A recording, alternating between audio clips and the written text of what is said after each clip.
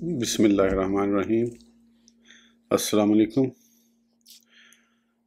اس video میں ہم کتاب جواہر البحار جلد نمبر 3 کو آگے کنٹینیو کریں گے۔ اس سے پہلے اگر آپ نے سبسکرائب نہیں کیا تو سبسکرائب کر لیں اور بیل آئیکن پریس کر دیں۔ تو شروع کرتے ہیں۔ کون سے ماہ میں پیدا ہوئے؟ مہینے میں علماء کا اختلاف ہے کہ کون سا ماہ ہے۔ بعض نے کہا غیر معین ہے اور بعض نے معین کہا۔ پھر معین ماہ کے بارے میں کہا کہ وہ صفر یا ربیع الاول یا ربیع الآخر یا رجب یا رمضان یا یوم عاشوراء، مختلف اقوال ہیں۔ اصح قول کے مطابق شہر ربیع الاول ہیں۔ اس کی 2 تاریخ تھی۔ بعض نے 8 ربیع الاول لکھی۔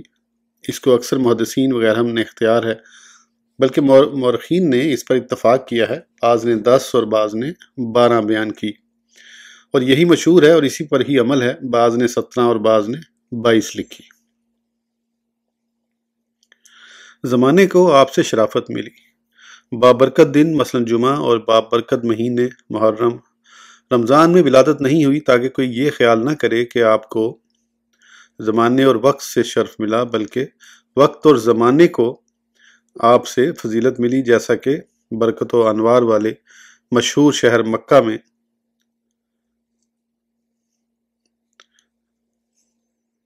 دفن نہ ہوئے، بلکہ غیر شرف والے کو آپ کے ذریعے شرافت و بزرگی ملی۔ نیز لوگ آپ کے روضہ اقدس اور مسجد نبوی مستقل طور پر قصد کر کے سفر کریں کہ اس میں مزید فضل و کرامت کا اظہار ہے۔ سن ولادت میں بھی اختلاف ہے۔ اکثر کا قول عام الفیل ہے، بلکہ اتفاق بھی روایت ہے اور مشہور ہے کہ واقعہ فیل کے 50 دن بعد پیدا ہوئے۔ اس کے علاوہ بھی اقوال ہیں۔ 2.5 سال 10-15 سال بعد ہوئی۔ واقعہ فیل کے بعد ہونے میں تائید ملتی ہے۔ یہ واقعہ ارحاس نبوت اور ظہور نبوت کے لیے مقدمہ ہے۔ مکان ولادت: آپ کی ولادت باسعادت مکہ میں شاب ابی طالب روم اور مشہور مسجد کے پاس ہے، جو کہ اب مولد کے نام سے مشہور ہے۔ بعض عفان کا گمان ہے یہ شاذ جس کی طرف کوئی کان نہیں دھرتا۔ بعض نے تصریح کی کہ والدین کے لیے ضروری ہے کہ اپنی اولاد کو بتائیں کہ ہمارے پیارے پیغمبر صلی اللہ علیہ وسلم کی مکہ میں پیدائش اور مدینہ منورہ میں وصال ہوا۔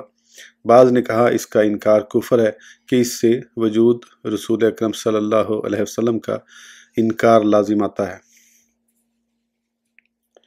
شرح حمزیہ میں اس شعر آپ کی ولادت کے دن بنت وہب حضرت آمنہ کو یہ شرف ملا جو دوسری عورتوں کو نصیب نہ ہو سکا کی تشریح کرتے ہیں۔ عظمت سیدہ آمنہ رضی اللہ عنہا: ان کمالات میں سے جو حضرت آمنہ کو ملے، ایک وہ جو ابو نعیم خراجتی ابن عساکر نے روایت سے کیا۔ حضرت عبد المطلب نے اپنے خواب کی وجہ سے جو آپ نے دیکھا تھا حضرت عبداللہ کی شادی کا انکار کیا۔ انہی ایام میں ایک کاہنہ جو کتب سماویہ کی عالمہ تھی نے آپ کی پیشانی سے نور محمدی چمکتا ہوا دیکھا۔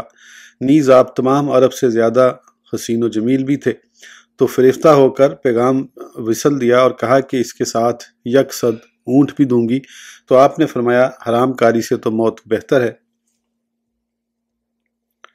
حضرت عبد المطلب کا رابطہ حضرت وہب سے ہوا تو ان کی بیٹی حضرت آمنہ سے آپ کی شادی کر دی، کیونکہ جناب آمنہ حسب نسب اور طہارت کے اعتبار سے قریش کی تمام عورتوں سے افضل تھیں۔ دونوں کا جمرہ کے پاس ایام حج میں پیر کی رات وصال ہوا، تو وہ نور محمدی جناب عبداللہ کی پیشانی سے شکم مادر میں منتقل ہو گیا۔ کچھ دنوں بعد اسی عورت سے آپ کا گزر ہوا تو اس نے آپ کی طرف کوئی التفات نہ کیا۔ آپ نے وجہ دریافت کی تو کہنے لگی، میں تو نور محمدی پر فرفتہ تھی جس سے آپ کی جمی اقدس دمک رہی تھی، جو آج نظر نہیں آ رہا۔ نور محمدی کے شکم مادر میں منتقل ہونے کی برکات: جس رات استقرار نطفہ زکیہ مصطفی صدف رحم آمنہ میں منتقل ہوا، اس صبح کو تمام دنیا میں بت سرنگوں، زمین سرسبز و شاداب اور درخت پھل آور ہو گئے۔ قریش کو جو شدید قحط اور عظیم تنگی میں مبتلا تھے کو مسرت و خوشی حاصل ہوئی کہ انہوں نے سال کا نام سنہ الفرح و الابتہاج رکھا۔ سارے عالم میں ندا کی گئی کہ آج وہ نور مکنون بصد عقل اور فضل ظاہر کر کے ساتھ صدف رحم آمنہ میں منتقل ہوا کہ انہیں حبیب خدا صلی اللہ علیہ وسلم کی والدہ ہونے کی خصوصیت سے نوازا گیا ہے، کیونکہ اپنی قوم سے حسباً افضل اصل و فرع کے اعتبار پاکیزہ ہیں۔ ابن اسحاق کی حدیث میں ہے کہ جب آپ سید المرسلین صلی اللہ علیہ وسلم سے حاملہ ہوئیں تو آپ کی ندا آئی، اے آمنہ تو اس امت کے سردار سے حاملہ ہے۔ آپ فرماتی ہیں عام عورتوں کی طرح کسی قسم کی گرانی، بار، درد، بدمزگی محسوس نہ کی، لیکن بعض روایات میں ہے کہ فرمایا کچھ بوجھ سا معلوم ہوتا ہے۔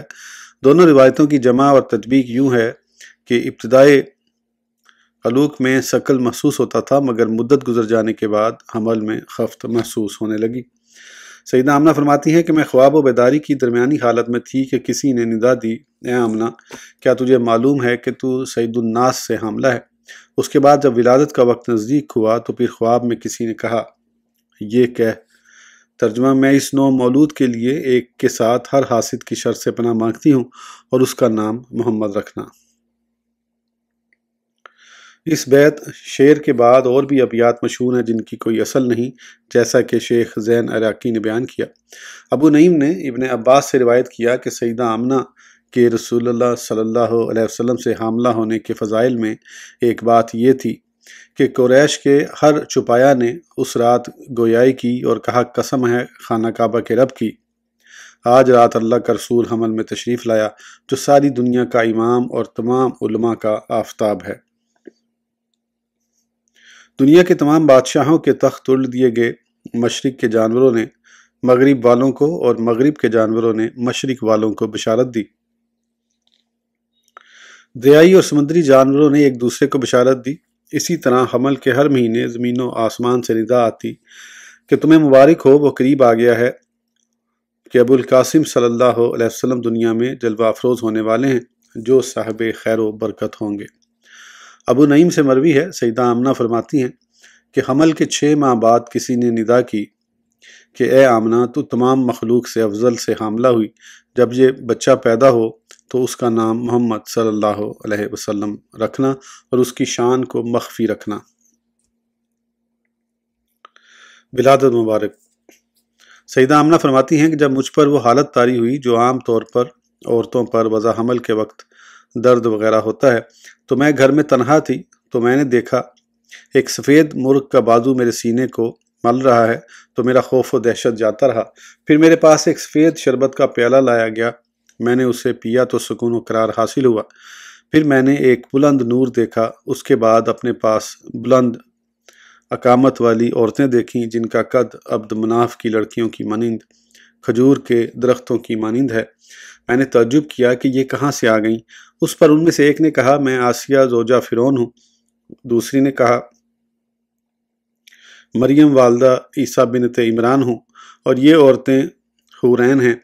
پھر میں نے دیکھا کہ ایک فرش زمین و آسمان کے درمیان کھینچا گیا، اور میں نے دیکھا کہ زمین و آسمان کے درمیان بہت سے لوگ کھڑے ہیں جن کے ہاتھوں میں چاندی کے آفتاب ہیں۔ پھر میں نے دیکھا کہ پرندوں کی ایک ڈار میرے سامنے آئی، یہاں تک کہ میرا کمرہ ان سے بھر گیا۔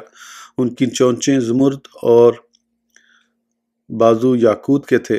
حق تعالیٰ نے آنکھوں سے پردہ اٹھایا تو میں نے مشارق و مغارب کو دیکھا، اور میں نے دیکھا کہ 3 علم ہیں، ایک مشرق میں، ایک مغرب میں، ایک خانہ کعبہ کے اوپر نصب ہے۔ پھر مجھے ترضع ہوا اور محمد صلی اللہ علیہ وسلم متولد ہوئے۔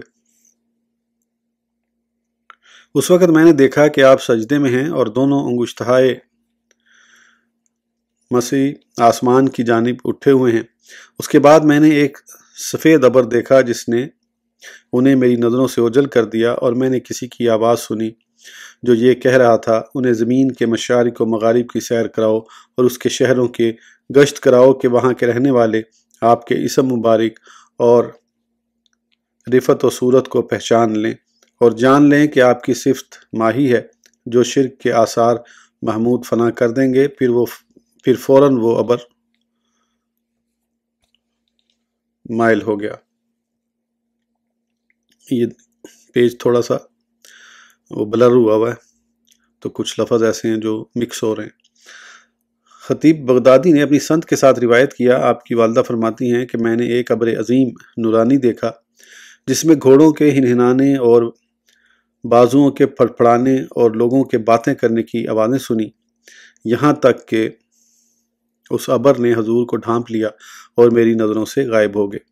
اس وقت ایک منادی کو میں نے ندا کرتے ہوئے سنا، وہ کہہ رہا تھا، حضور اقدس صلی اللہ علیہ وسلم کو زمین کے جملہ گوشوں میں پھراؤ اور جن و انس کی روحوں پر گشت کراؤ، فرشتوں، پرندوں اور چرندوں کو زیارت کراؤ اور تمام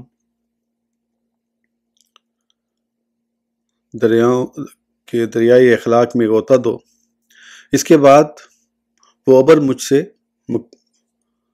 کھل گیا تو میں نے دیکھا سبز ریشمی کپڑے میں حضور خوب لپٹے ہوئے ہیں اور چشمے کی مانند اس ابر پر سے پانی ٹپک رہا ہے اور کوئی کہہ رہا ہے کہ ماشاءاللہ ماشاءاللہ، حضور کو دنیا میں کس شان سے بھیجا گیا۔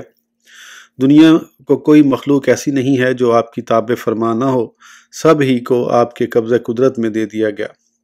پھر میں نے 3 شخص کھڑے دیکھے، ایک کے ہاتھ میں چاندی کا آفتاب، دوسرے کے ہاتھ میں سبز زمرد کا تشت ہے اور تیسرے کے ہاتھ میں سفید حریر ہے۔ اس کے بعد انہوں نے ایک انگشتری نکالی جس سے دیکھنے والوں کی نظریں جھپک جاتی تھیں، پھر اسے 7 مرتبہ دھویا اور اس انگشت سے آپ کے شانوں کے درمیان مہر کیا اور حریر لپیٹ کر اٹھا لیا اور کچھ دیر اپنے آغوش میں لے کر میرے سپرد کر دیا۔ ابن حجر نے امام بصیری کے اس شعر کی تشریح کی۔ حضرت خدیجہ کو واضح ہو گیا کہ آپ پوشیدہ خزانہ اور کیمیا ہیں۔ یہ اس حالت کی ذکر کی طرف اشارہ ہے جو حضرت خدیجہ الکبریٰ رضی اللہ عنہا کو آپ کی ابتدائے بعثت میں ظہور پذیر ہوا۔ حاصل واقعہ یہ ہے کہ حضور اکرم صلی اللہ علیہ وسلم کی عمر مبارک 40 برس ہوئی، بعض نے 40 برس سے کچھ اوپر بیان کی ہے۔ دوشنبہ کے روز اللہ تعالیٰ نے نبوت و رسالت سے نوازا۔ مسلم کی روایت کے مطابق رمضان کی 17 تاریخ تھی۔ ایک قول 8 ربیع الاول اور ایک قول رجب کا ماہ تھا۔ یہ دونوں قول شاذ و نادر ہیں۔ آپ کو تمام مخلوق کی طرف مبعوث کیا گیا۔ ظہور نبوت کی ابتدا رویا صادقہ سے ہوئی جو صبح صادق کی طرح یقینی اور روشن تھے۔ مکہ شہر سے باہر غار حرا میں تشریف لے جاتے اور عبادت الہی کرتے، پھر جناب سیدہ خدیجہ کے پاس تشریف لے جاتے اور ان سے چند دنوں کی قوت و غذا لے جاتے اور زیادہ وقت خلوت نشینی میں بسر کرتے، اس لیے کہ اگر اچانک فرشتہ آتا تو قوائے بشریہ اس کی متحمل نہ ہوتی۔ جب حضور اقدس صلی اللہ علیہ وسلم کی بارگاہ میں جبریل وحی لے کر حاضر ہوا اور عرض کرنے لگا، پڑھیے، آپ نے فرمایا، ترجمہ، میں پڑھنے والا نہیں، یعنی میں ناخواندہ ہوں۔ مطلب یہ کہ میں امی ہوں، کسی سے میں نے پڑھنا لکھنا نہیں سیکھا۔ جبریل نے آغوش میں لے کر اپنی پوری قوت صرف کی جتنی کہ میری اس کے ساتھ تھی۔ پھر جبریل نے حضور صلی اللہ علیہ وسلم کو چھوڑ کر دوبارہ کہا، پڑھیے۔ میں نے کہا، میں پڑھنے والا نہیں ہوں۔ جبریل نے پھر آغوش میں لیا اور بھینچا، پھر کہا، پڑھیے۔ میں نے کہا، میں پڑھنے والا نہیں۔ پھر جبریل نے تیسری مرتبہ آغوش میں لیا اور بھینچا اور کہا، اقرأ بسم ربک الذی خلق، خلق الانسان من علق، اقرأ وربک الاکرم الذی علم بالقلم، علم الانسان ما لم یعلم۔ پڑھیے اپنے رب کے نام سے جس نے پیدا کیا، آدمی کو خون کی پٹک سے بنایا۔ پڑھیے، اور تمہارا رب ہی سب سے بڑا کریم ہے جس نے قلم سے لکھنا سکھایا، آدمی کو وہ سکھایا جو وہ نہیں جانتا تھا۔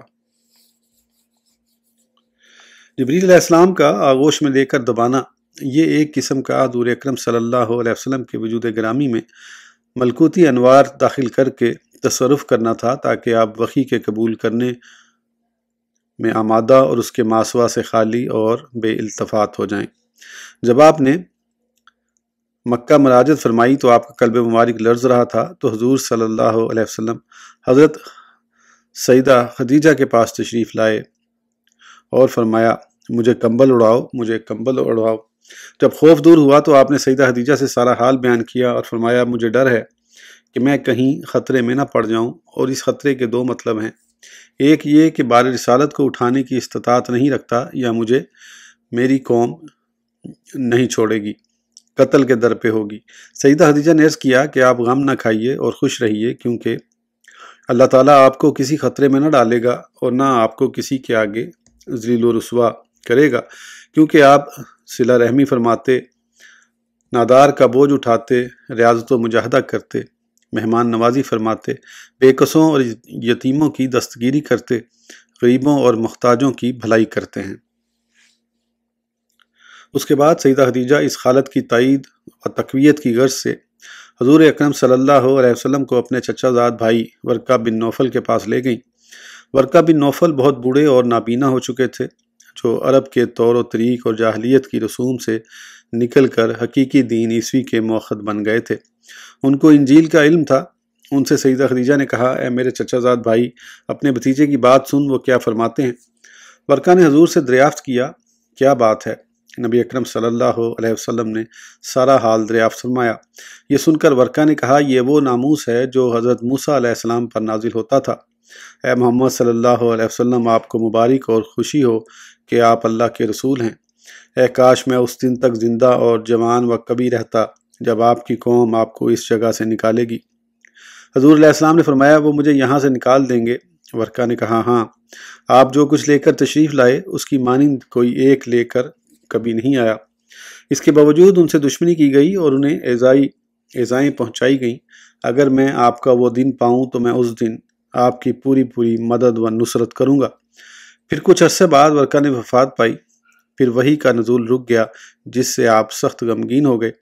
اس وجہ سے کئی دفعہ پہاڑ کی چوٹی پر تشریف لے جاتے کہ نیچے چھلانگ لگا کر خود کو ہلاک کر ڈالوں، تو اچانک جبریل امین ظاہر ہو کر عرض کرتے، اے محمد صلی اللہ علیہ وسلم، آپ اللہ کے سچے رسول ہیں، لہٰذا آپ اطمینان رکھیے۔ بخاری و مسلم وغیرہ کی روایت میں ہے کہ حضور اقدس صلی اللہ علیہ وسلم 1 ماہ غار حرا میں خلوت نشین رہے۔ یہ خلوت نشینی صرف ذکر و فکر کے لیے تھی، نہ طلب نبوت کے لیے، کیونکہ نبوت وہ بھی چیز ہے جیسے اللہ تعالیٰ فرماتا ہے، اللہ عالم حیث یجعل رسالتہ، اللہ خوب جانتا ہے جہاں اپنی رسالت رکھے۔ جب توشہ ختم ہوا تو میں نیچے اترا تو آواز سنائی دی، کوئی کہنے والا نظر نہ آیا۔ میں نے سر اوپر اٹھایا تو جبریل کو زمین و آسمان کے درمیان کرسی پر بیٹھے دیکھا تو مجھ پر خوف طاری ہو گیا۔ میں خدیجہ کے پاس آ کر دسرونی، مجھے چادر اڑاؤ، مجھ پر ٹھنڈا پانی ڈالو، تو یہ آیت نازل ہوئی، یا ایھا المدثر قم فانذر، اے بالا پوش اوڑھنے والے کھڑے ہو جاؤ۔ یہ آیت کا اقرا اور فطرت وحی کے بعد نزول ہوا۔ ایسا قول بلکہ صواب یہی ہے کہ سب سے پہلے اقرا بسم ایک آیت کا نزول ہوا۔ اور شعبی نے کہا 40 سال کی عمر میں اظہار نبوت کیا اور 3 سال اسرافیل آپ کے مصاحب رہے، آپ کو کلمے کی تعلیم دیتے، لیکن اس کی زبان پر قرآن کا نزول نہیں ہوا۔ نزول قرآن فقط جبریل کی زبان پر ہوا۔ نزول قرآن پاک کا زمانہ 20 سال ہے، 3 سال کرت کے ہیں۔ فترت وحی کی وجہ یہی تھی کہ نزول سے جو آپ کے دل میں خوف و خواص پیدا ہو گیا تھا وہ دور ہوا اور دوبارہ نزول کے لیے اشتیاق میں اضافہ ہوا۔ اصحاب سیر بیان کرتے ہیں کہ حضور اکرم صلی اللہ علیہ وسلم نے سیدہ خدیجہ سے سارا ماجرا بیان کیا تو انہوں نے عرض کیا، جب وہ دوبارہ تمہارے پاس آئے تو مجھے اطلاع دینا۔ آپ نے فرمایا، ضرور۔ جب جبریل امین آئے تو آپ نے سیدہ خدیجہ کو بتایا کہ وہ آ گیا ہے تو انہوں نے عرض کیا، میری بائیں ران پر بیٹھیے۔ آپ نے یوں ہی کہا۔ انہوں نے دریافت کیا، وہ نظر آتے ہیں؟ آپ نے فرمایا، ہاں۔ پھر عرض کیا، اب میری دائیں ران پر بیٹھ جائیے۔ آپ نے ایسے ہی کیا۔ تو جناب سیدہ خدیجہ نے پوچھا، اب بھی نظر آتے ہیں؟ تو فرمایا، ہاں۔ تو پھر عرض کیا، جناب اب میری آغوش میں بیٹھ کر دیکھیے۔ تو فرمایا، اب بھی بدستور نظر آ رہا ہے۔ انہوں نے آپ پر اپنا دوپٹہ ڈال دیا اور کہا، اس کو دیکھتے ہیں؟ فرمایا، نہیں۔ تو عرض کرنے لگی، ثابت قدم رہیے، خوش و شاد رہیے، باخدا یہ فرشتہ ہے، شیطان نہیں۔ ابن حجر کے جواہر میں سے بصیری کے اس شعر کی تشریح، جب بھی آپ کے وصف کے ساتھ شروع کرتا ہوں اور جس پر صراحتاً مشتمل ہے غور کرتا ہوں تو اس وصف کو فضل و کمال کے جمیع اقسام کا جامع پاتا ہوں۔ یہ کوئی بعید از عقل اور قرین قیاس سے دور نہیں، اس لیے آپ کے اوصاف میں سے ہر وصف بقیہ اوصاف کے کامل ہوتی ہے۔ مثلاً حلم یہ اسی وقت کامل ہوگی جب بقیہ اوصاف مثلاً علم، کرم، شجاعت، خلق، حسن وغیرہ بھی کامل ہوں۔ لہٰذا آپ کی ہر صفت اپنے معنی پر حقیقتاً اور صراحتاً دلالت کرتی اور بقیہ اوصاف اشارتاً اور التزاماً دلالت کرتے ہیں۔ جیسا کہ عقل مند پر یہ بات مخفی نہیں، یہ بات ایمانیات سے ہے، اس پر یقین رکھنا کہ اللہ تعالیٰ نے آپ کو ایسی حسین و جمیل ترین صورت پر پیدا کیا جو اس پر کسی کو پیدا کیا اور نہ پیدا کرے گا۔ حسن ظاہری حسن باطنی کی دلیل ہے۔ حضور اقدس صلی اللہ علیہ وسلم کا حسن ذات عمدہ اخلاق اور روشن صفات کی دلیل ہے، کیونکہ آپ اوصاف و کمالات کی انتہا پر پہنچے جہاں کسی نبی کی بھی رسائی نہیں۔ اس لیے قصیدہ بردہ میں علامہ بصیری نے کہا، ترجمہ: وہ ذات جس کا ظاہر و باطن مکمل ہے، لہٰذا آپ کا حسن ناقابل تقسیم ہے۔ اس سے معلوم ہوا کہ حسن کامل کی حقیقت آپ ہی ہیں جو اور کسی میں تقسیم نہیں ہوئی، اور اگر اس کو تقسیم کر دیا جائے تو وہ کامل و مکمل نہیں رہتا۔ بعض کا یہ قول کتنا اچھا ہے۔ ترجمہ: اگر حضور علیہ السلام کا پورا حسن ظاہر و نمایاں ہوتا تو ہماری آنکھیں اسے دیکھ نہ سکتی۔ تنبیہ: ثم معنہ کی تشریح اوپر ہو چکی ہے کہ باطناً حسن اخلاق و اوصاف میں آپ کامل و اکمل ہیں، اور حسن ذات کی تشریح نہیں کی، اس کی طرف برویہ وجہ اور ضحک التبسم اور بتقبیل راہ کے ساتھ صرف اشارہ ہی کیا۔ لہٰذا ہمارے لیے ضروری ہے کہ ہم اپنی بساط کے مطابق اس کی وضاحت کریں۔ آج کی ویڈیو کے لیے اتنا ہی، پھر انشاءاللہ اگلی ویڈیو میں آگے کنٹینیو کریں گے۔ اس وقت تک کے لیے اجازت دیجیے، سبسکرائب کرنا نہ بھولیں۔ اللہ حافظ۔